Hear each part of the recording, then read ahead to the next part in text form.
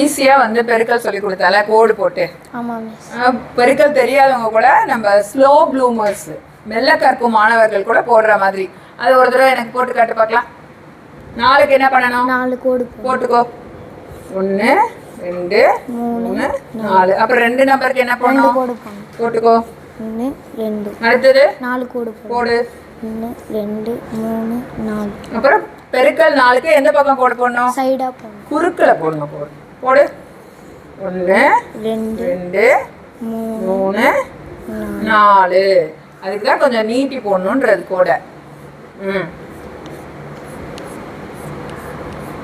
ஓட்டியா? இப்போ இந்த இதெல்லாம் என்ன? இந்த 2 கோடு என்ன எங்கெங்கெல்லாம் சந்திக்குதோ அதெல்லாம் என்ன?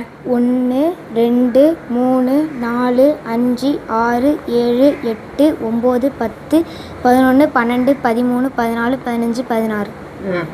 அடுத்து 1 2 3 4 5 6 7 8.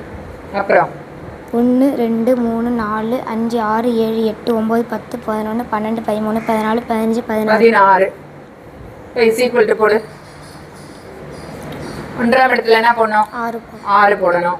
இந்த 1 வந்து 10வது இடத்துல இருக்கிறதுனால இது கூட கூட்டு. 8 கூட்டல் 1 என்ன? 9. இங்கே 16 அப்படியே போட்டுற வேண்டியதான். போட தெரியாதவங்க கூட போடலாம் தானே? ஓகே.